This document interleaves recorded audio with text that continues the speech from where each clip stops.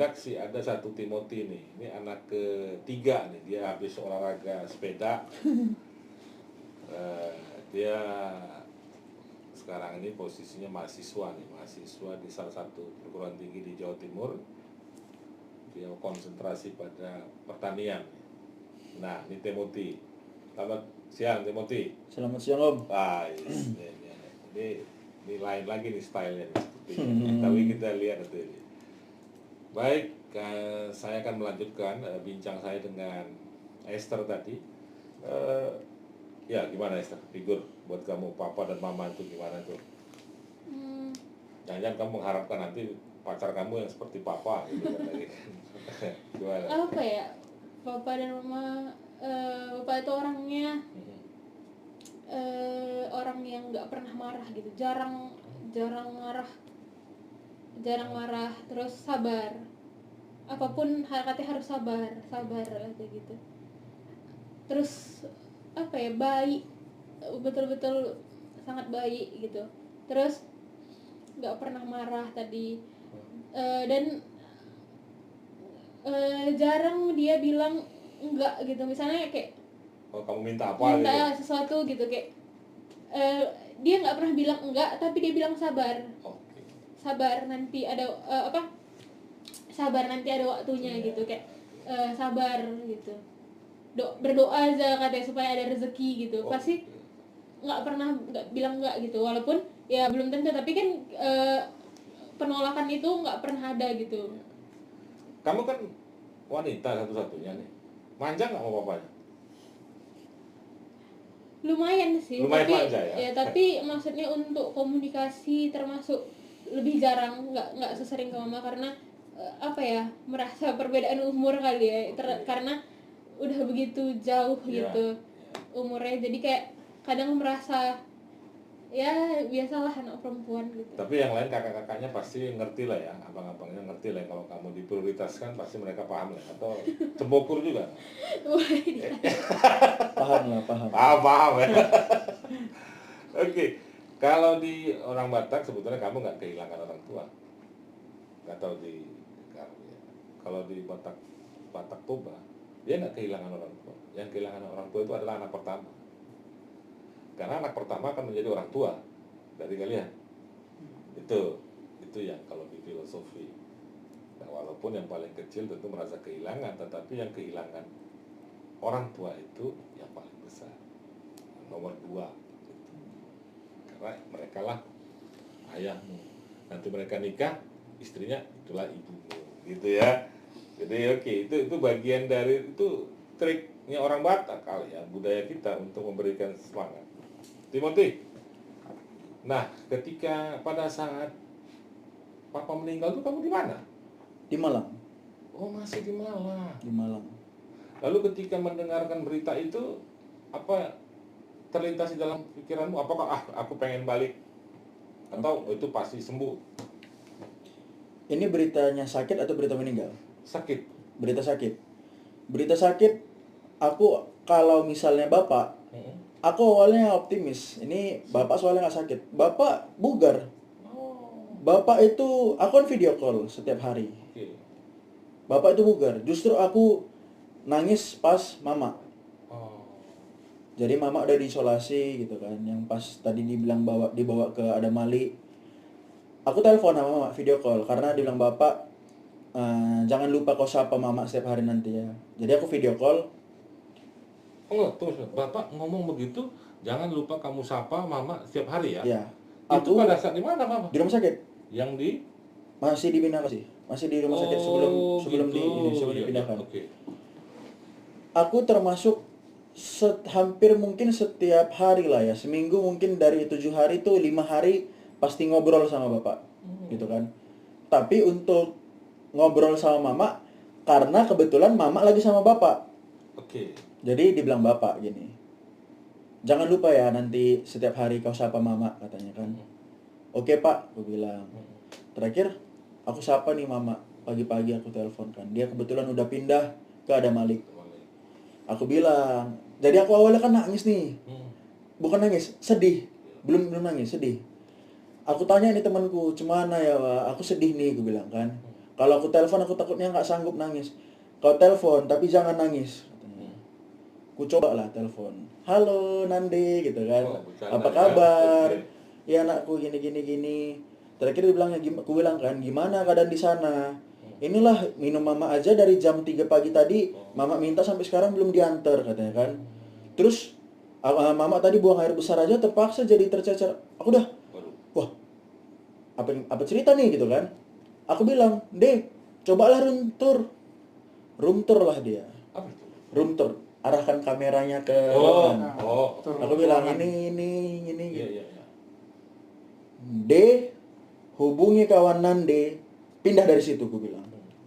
Dibilang mama, gitu ya katanya kan. Hubungi cepat. Dibilang mama, ini mama lagi hubungi teman mama, orang-orang ID.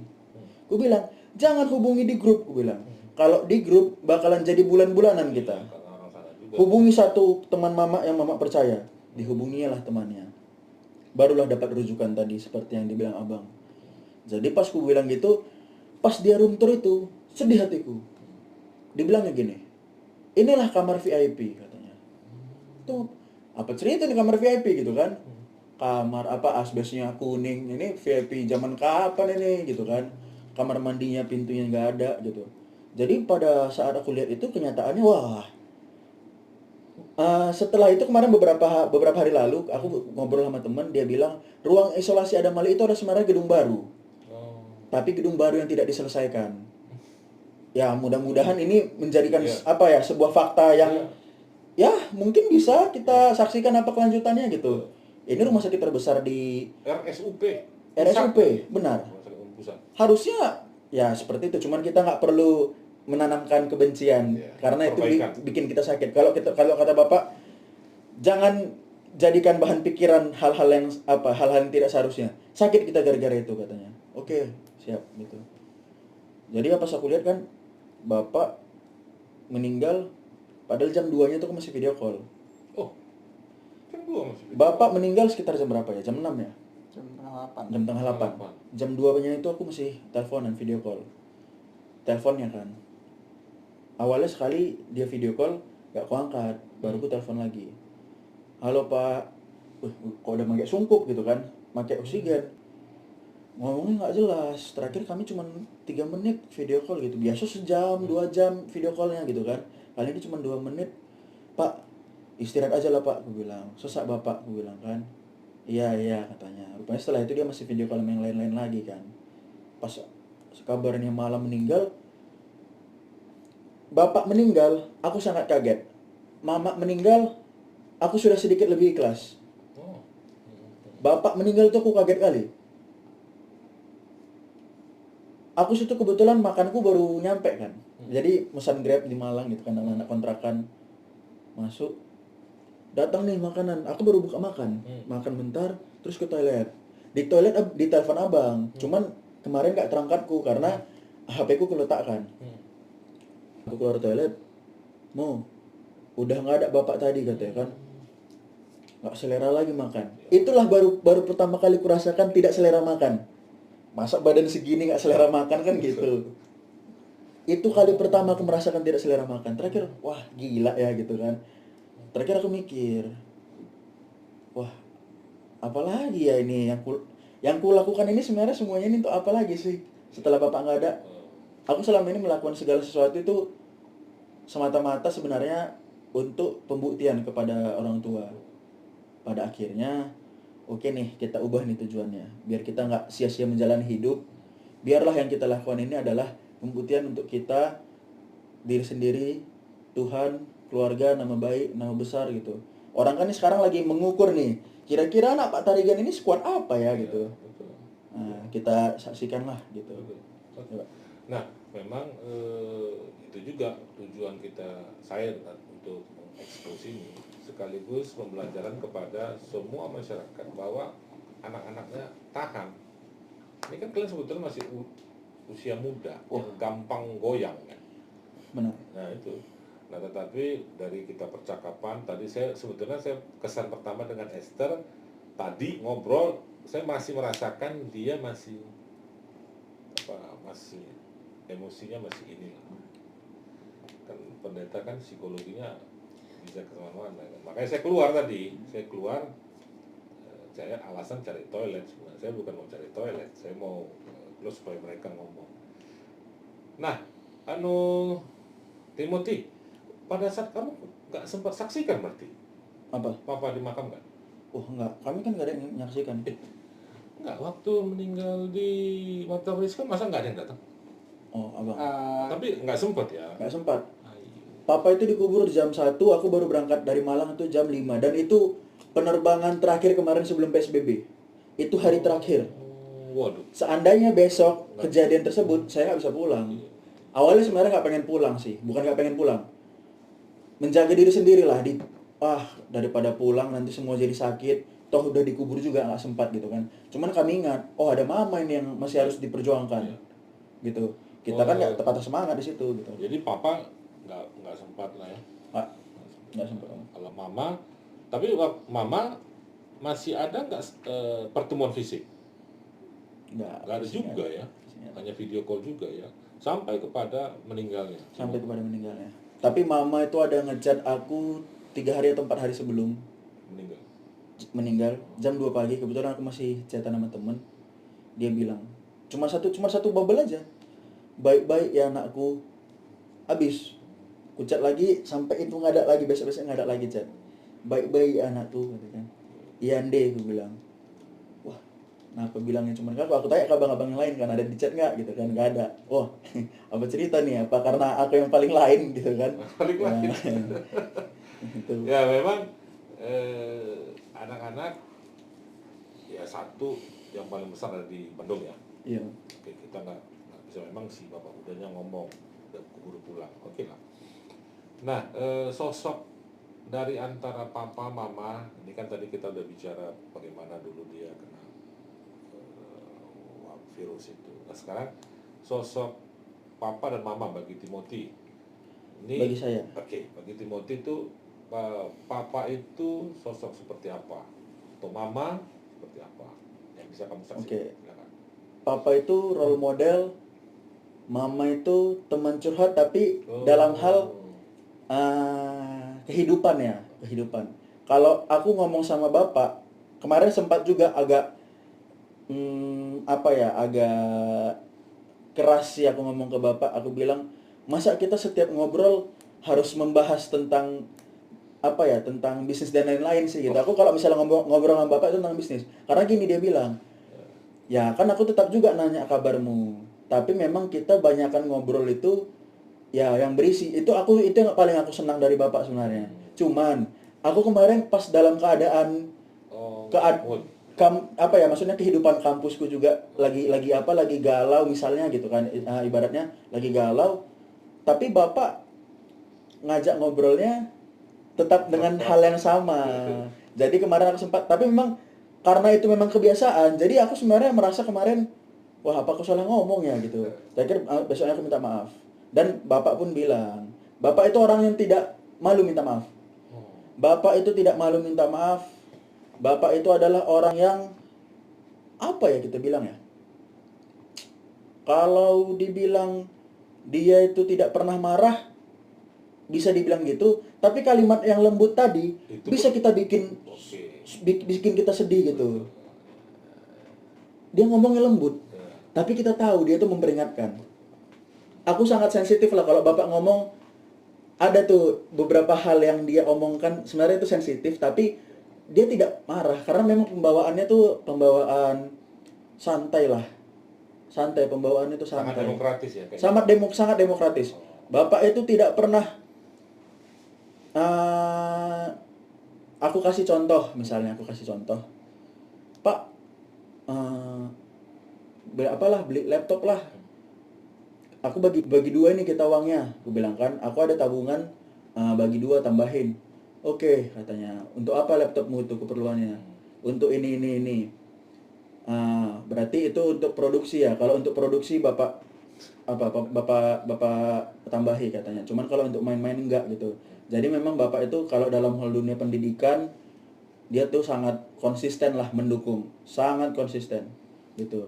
Jadi kalau tadi bilang sosok bapak dan mama, bagiku pribadi sebenarnya ini adalah dua hal yang tidak bisa terpisahkan. Oke. Cuman tapi aku bisa mengkategorikan peran dua ini gitu. Karena ketika ini tidak bisa kukategorikan kedua belah peran ini satu dengan yang lain, apa ya? Jadi suatu hal yang ini nanti jadinya. Artinya mereka mampu mengisi Apapun yang hal yang kosong dari diriku sendiri gitu. itu dia poinnya. Ya. Mungkin ya. Jadi artinya sebetulnya dalam posisi seperti itu mereka hilang. Nah ini nih itu yang sebetulnya orang betul tadi orang akan melihat nih. Ini kan orang tua kalian ini kan sosok yang menurut kalian tadi perfect lah ya, karena papa kekuatannya di sini, mama kekuatannya di sini, dan ini hilang. Ya.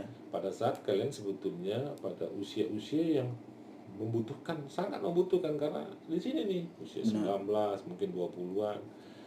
Nah, kita akan informasikan kepada orang ini pengalaman yang sangat dramatis ya. Dramatis. Kalau dibuat film menarik, ya karena apa ya? Karena mungkin orang akan bilang itu Tuhan marah. Kan bisa orang ngomongin gitu ya. Padahal juga kita bisa lihat orang yang baik pun cepat juga. Nah oke, sekarang ke Ambrosius nih. Ambrosius nih stylenya kan lebih tenang nih. Ya. Jadi orang lapangan. Jadi kayaknya konseptor atau apalah nanti namanya. Nah tetapi Ambrosius sosok papa ya. Saya mau bicara dengan papa. Sosok papa itu kalau tadi dibilang dari role model. Bagaimana dengan Ambrosius? Ini kan kalau sebetulnya nyambungnya sama dia harusnya ngomong ekonomi tadi ya, bukan. Tapi oke, gimana? Oke, memang kalau bapak itu Pak role model betul, karena apapun ceritanya dia mencontohkan, dia mengajar dengan memberikan contoh, gitu. Dia sebagai pengajar betul. Dan dia kayak artis Pak. Oke, apa itu maksudnya? Asal saya jumpa orang, khususnya kalau beberapa yang pernah saya jumpai kan seperti itu. Saya cerita, kenal gitu. Oh, seperti ini gitu. Dia banyak dikenal orang dan kesan orang sama dia itu baik gitu. Kesan orang dengan dia kesan orang tentang bapak itu baik gitu. Dan kebetulan kan bapak dulu dari mudanya sudah aktif di Permata juga. Dia kan sempat waktu ketua Permata Pusat. Dia juga aktif di Gamki dulu. Sempat Gamki kayaknya Gamki Medan atau Gamki Sumut, saya kurang tahu juga. Jadi beberapa orang yang saya jumpai kenal bapak ataupun tidak. Iya, saya dulu mantan muridnya bapak katanya. Itu banyak hal orang yang saya jumpai seperti itu, gitu. Kalau untuk ibu sendiri, memang ibu adalah orang yang mengayomi dan merawat Pak. Kalau butuh apa-apa pasti carinya ibu kan gitu. Sakit pun kita ibu yang pertama kali ngasih obat, gitu. Jadi memang kalau cerita sama bapak, kalau saya sama bapak Pak ya, karena memang tipikalnya, kalau Timo kan tadi dia suka cerita Pak kan gitu. Kalau saya sama bapak memang nggak pernah debat. Gitu. Kenapa nggak pernah debat? Aku sama bapak ya gini ya. Oh ya, oke Pak, aku bilang. Orang yang malas berdebat sebenarnya Pak. Gitu. Tapi kalau Timo, apalagi dengan abang yang paling tua Pak, itu sering jumpa atas Pak. Gitu. Jadi hampir mirip ya sama Timo ya, gitu ya. Kalau saya diskusi bukan debat, beda jadinya. Oke. Kalau abang tadi, kalau orang Karo bilang jumpa di atas katanya Pak. Gitu Jadi itulah memang orang kan beda-beda tipikalnya Pak ya. Kalau memang saya karena udah sering saya mendengar debat Bang Kris bapak dengan yang lain kan gitu kan. Dan saya juga sering mendengar orang berdebat. Saya malas berdebat gitu. Jadi memang apa yang bapak, oke Pak, oke gitu. Nanti kita apain, itulah kira-kira. Nah, jadi tentu kita masuk pada sesi akhir nih. Saya mau nanti dimulai dengan Esther ya. Esther, dari semua apa yang kamu alami ini, yang tentu tidak terprediksi ini, mungkin kalau papa mama itu sakitnya udah lama gitu ya, terbaring, saya pikir nggak begitu shock lah. Nah, tentu para pendengar, penonton ingin melihat apa pesan pengalaman imanmu ya. Tadi kita mulai dari sebelum meninggal, lalu setelah meninggal. Saya ingin mendengar ungkapan imanmu agar para penonton dan pendengar ini, mau warga jemaat kayak masyarakat, mereka juga termotivasi dan terkuatkan ketika menghadapi pengalaman yang sama ini. Silakan berbagi. Apa ya? Jadi untuk kalau duka pasti nggak akan ada habisnya, selalu ada yang akan dirasakan setiap momen. Pasti momen apapun yang kita rasakan pasti mengharapkan suatu saat nanti seandainya ya ada bapak sama mama gitu. Tapi percayalah kalau misalnya yang kayak aku bilang tadi, pasti ada alasannya, mungkin nggak sekarang kita tahu, tapi harus apa ya, sambil seiring berjalannya waktu mungkin nanti kita dapat jawaban dari pertanyaan yang dari isi kepala kita ini. Kenapa ya Tuhan, apa mau Tuhan, mungkin nggak sekarang gitu dapat jawabannya. Terus kalau misalnya proses untuk duka ini kan harus tetap belajar ya.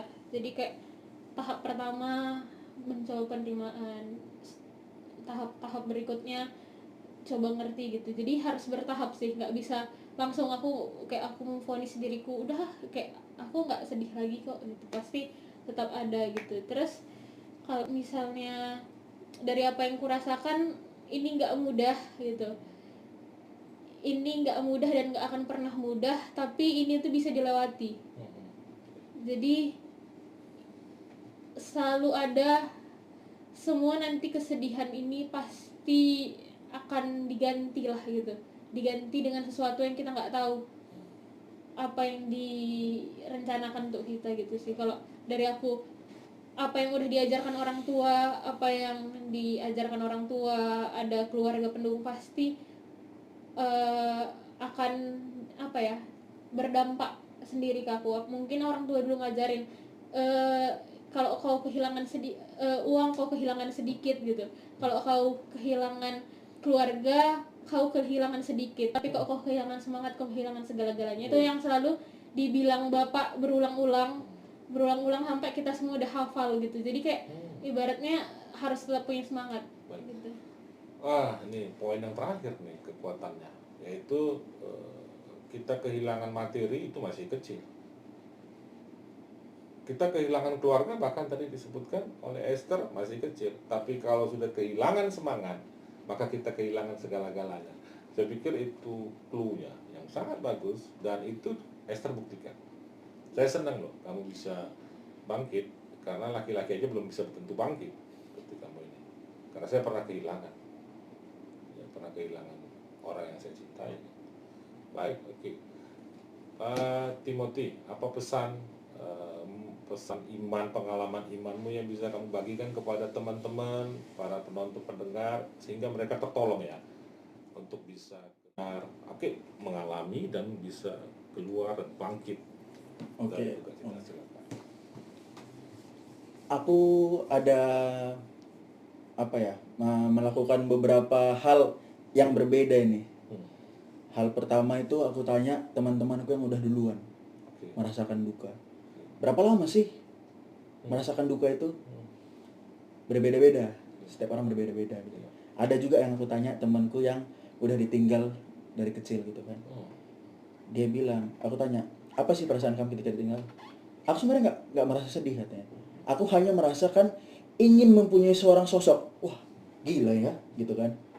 Ini udah aku dapatkan. Kenapa sih aku harus tidak bersyukur lagi gitu? Terus aku tanya lagi yang lain. Perihal orang-orang yang ditinggal tapi dia tidak dekat. Dia pun merasakan sedih. Hanya saja dia lebih lama untuk tidak menerima keadaan. Pasti gitu. Lalu kedua ini sebenarnya inilah benih yang ditanamkan Bapak sejak jauh sebelum kejadian ini gitu. Yang kayak dibilang Esther tadi, bahkan sampai ingat sampai saat ini gitu. Itu lebih dari guru. Kalau guru tadi menjelaskan, mungkin kita bisa ya udah lupa gitu. Bapak itu selalu, bahkan tadi Bapak seorang pengajar dan pendidik.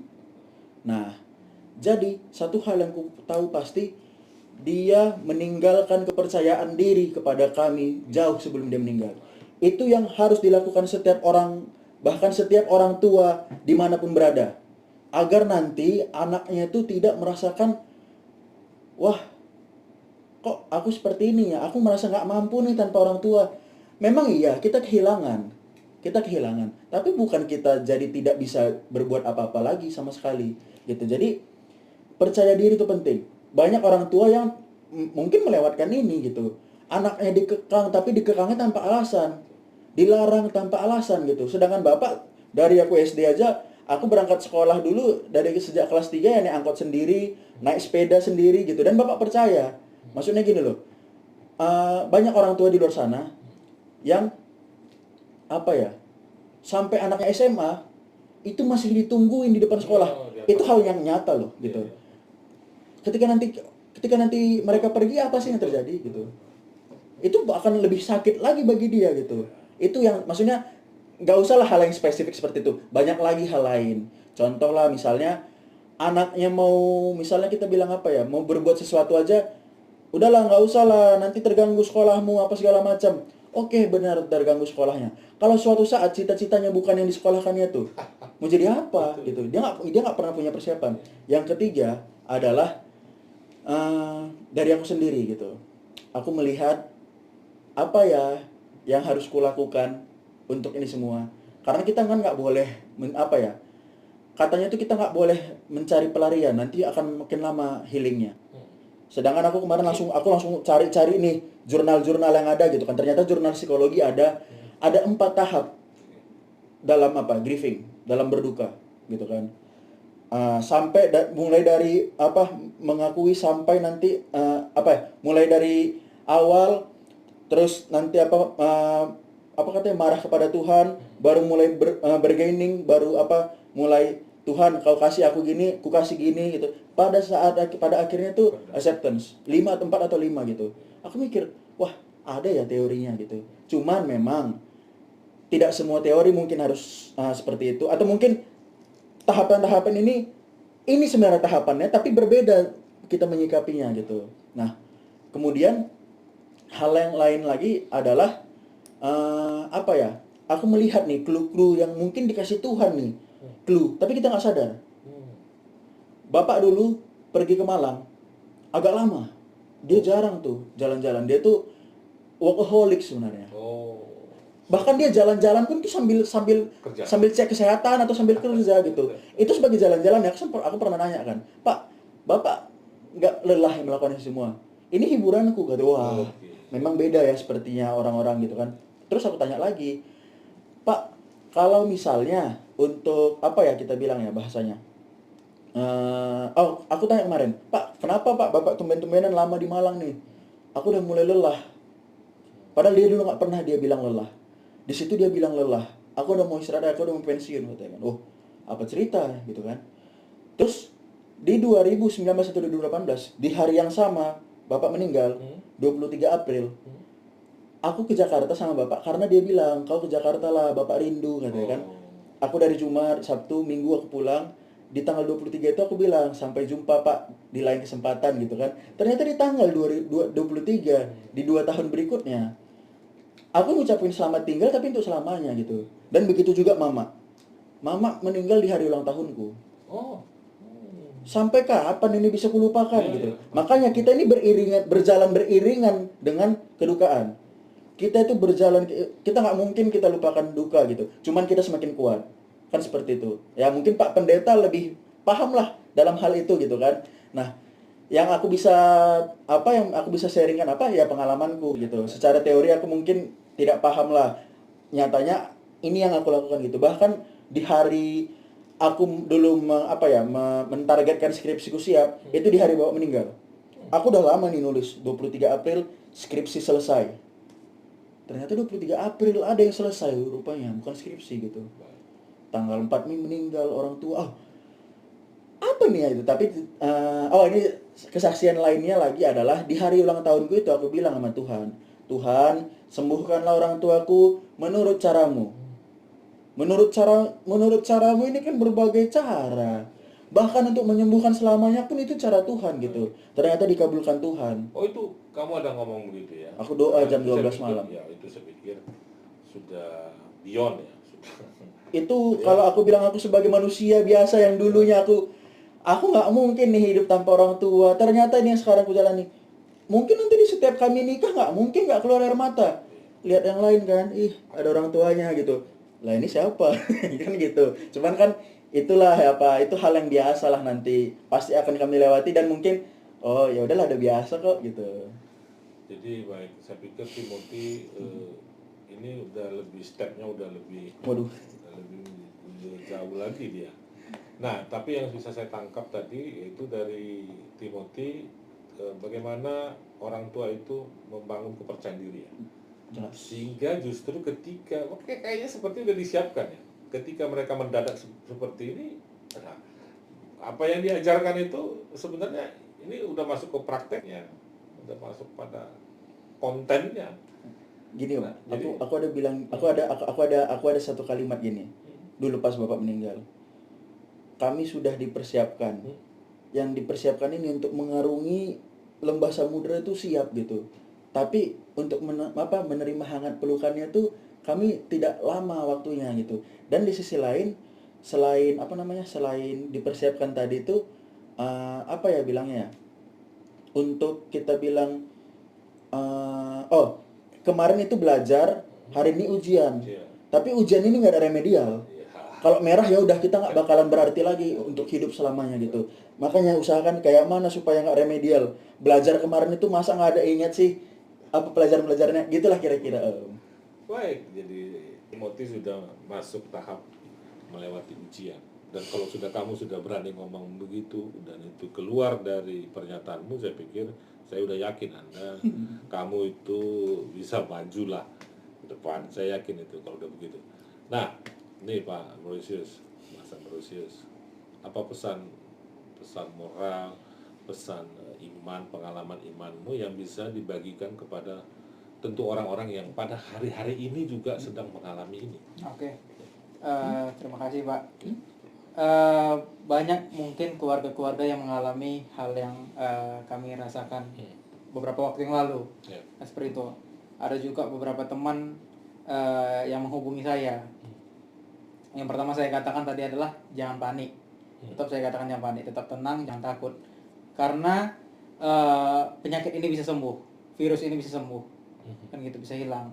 Akan tetapi yang perlu ditanamkan sama orang adalah bagaimana dia bisa sembuh, kan gitu Pak.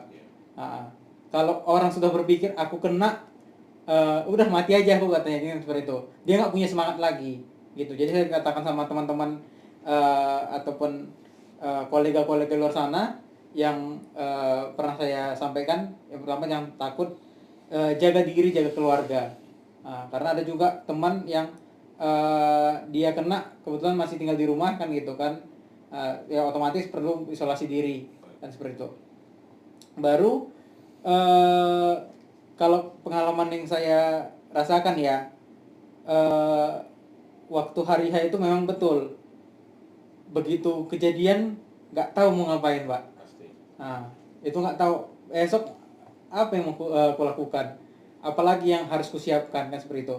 Tidak ada orang yang bersiap untuk perpisahan, kan seperti itu. Jadi memang yang perlu kita lakukan pada saat itu adalah serahkan khawatir kita, serahkan semua hidup kita, karena terkadang yang kita khawatirkan itu nggak terjadi gitu.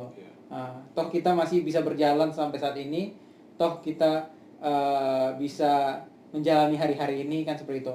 Tapi itu juga nggak lepas dari dukungan lingkungan, khususnya keluarga. Kebetulan kami keluarga besar Pak, kalau ibu itu 7 bersaudara, Oke. dan kebetulan kakek nenek masih hidup kan seperti itu. Oh, Iya, jadi ketika pada saat itu yang kami bayangkan itu adalah bagaimana kalau orang menguburkan orang tua, menguburkan itu hal yang lumrah, Pak.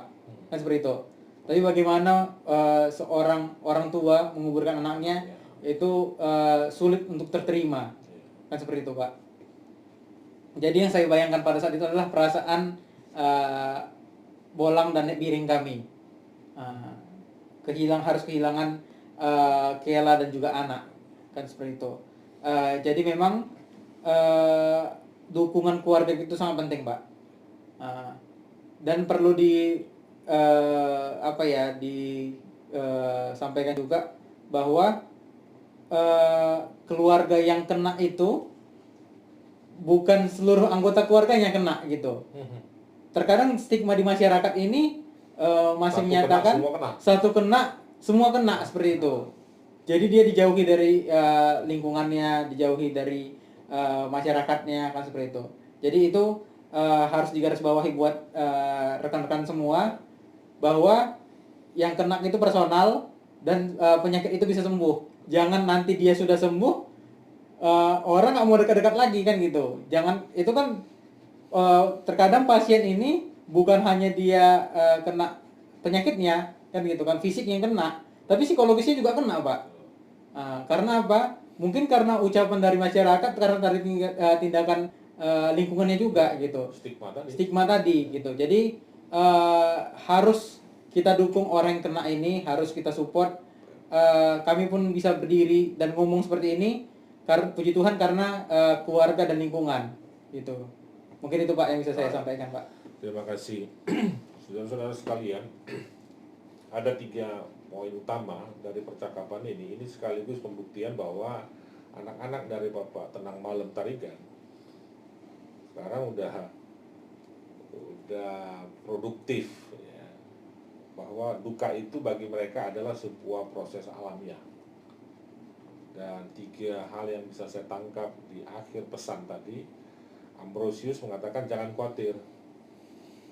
Ya, jangan khawatir, fokus saja. Jadi berarti membangun optimisme ya. Nah itu saya senang yang namanya optimisme itu. Jadi, apapun yang dialami, optimis. Dan itu bisa dibuktikan oleh Ambrosius dan adik-adiknya. Timothy tadi adalah bagaimana kepercayaan diri itu penting. Jadi ketika kita harus kehilangan, dia tetap percaya diri. Dan itu diwariskan oleh Pak Tenang Malam kepada Timothy. Dan Esther, dia katakan jangan kehilangan semangat, tetap semangat, karena kalau sudah semangatnya hilang maka segala-galanya hilang. Waduh, ini keluarga yang diberkati, anak-anak yang diberkati sepertinya. Jadi saya juga semakin optimis dan masyarakat akan optimis. Dan kalau ada haters, Anda akan kecewa karena mereka adalah orang-orang yang optimis. Mereka bisa bangkit, mereka bisa keluar dari semuanya. Terima kasih ya Ambrosius, terima kasih ya Timothy, terima kasih Esther ya. Kita akan tutup bincang-bincang kita ini dengan berdoa. Mari kita berdoa. Segala puji sembah kami naikkan kepadamu ya Tuhan. Kami gembira, hamba-Mu gembira menyaksikan pengalaman iman mereka, Ambrosius, Timothy, dan Esther. Khususnya buat Esther, dia seorang anak perempuan di tengah-tengah keluarga ini, tapi dia mampu meneruskan ajaran orang tuanya untuk tetap semangat. Tuhan karuniakan kepada dia penghiburan, semangat itu untuk dia bisa menjalani kehidupannya, menyelesaikan pendidikannya dengan baik. Karena dia sadar betul bahwa dia adalah orang yang diberkati. Dia bisa saksikan dari pengalaman imannya tadi bahwa ada banyak orang yang mungkin lebih susah, lebih sulit, lebih menderita daripada dia. Itu jalan dia untuk mengucapkan syukur kepadamu. Terima kasih atas hikmat itu. Begitu juga dengan Timothy. Ya Tuhan, dia juga dalam proses pendidikan. Kepercayaan diri sudah tertanam di dalam hidupnya. Dan kami yakini Roh Kudus Tuhan akan memperkuat kepercayaan diri itu. Sehingga dia mampu menjalani hidupnya, masa depannya, dan mewujudkan cita-citanya. Dan dia buktikan kepada seluruh keluarga, kepada seluruh manusia, masyarakat. Dan Tuhan Ambrosius juga, dia sebagai abang saat ini yang tinggal di Medan ini, karuniakanlah kepada dia hikmat, akal budi, ketenangan yang sudah juga Engkau berikan, tapi tambahkanlah sehingga dia bisa memberikan semangat juga kepada adik-adiknya dan seluruh usaha yang diwariskan oleh orang tua ini. Kami bermohon kepadamu ya Tuhan, biarlah melalui kehidupan anak-anak yang sudah Tuhan karuniakan melalui keluarga almarhum Tenang Malam dan Ibu Bukit, bisa mereka teruskan sehati sepikir, meningkatkan kualitas, meningkatkan kuantitas, karena lewat lembaga pendidikan inilah namamu juga akan dimuliakan melalui kesaksian hidup mereka. Jagailah mereka semua. Begitu juga dengan abang mereka yang ada di Bandung, dalam pengabdiannya kepada bangsa dan negara ini. Tuhan juga dampingi dan kuatkan selalu seluruh keluarga besar yang sudah mendampingi dan menghibur, menopang mereka. Tuhan juga lindungi dan berkati. Terima kasih ya Bapa. Kami akan berpisah satu sama lain, tapi kami yakin dan percaya Roh-Mu tidak akan pernah memisahkan kami, karena Roh-Mu adalah Roh penghibur yang menguatkan kami semua. Di dalam satu nama, Yesus Kristus, kami sudah berdoa. Amin. Amin. Terima kasih Ambrosius, Ya, Timothy, terima Mister. kasih Pak. Kalau nanti kalian mau ke Beras lagi, mampir ke rumah. Oh siap. Di Bandar Baru itu. Ada tempat ngopi yang enak di Green Hill. Udah pernah belum? Belum. Suka ngopi nggak? Suka. Wah, udah nanti gue traktir. Saya traktir di Green Hill. Boleh. Oke ya, makasih ya. Oke Pak. Sama-sama.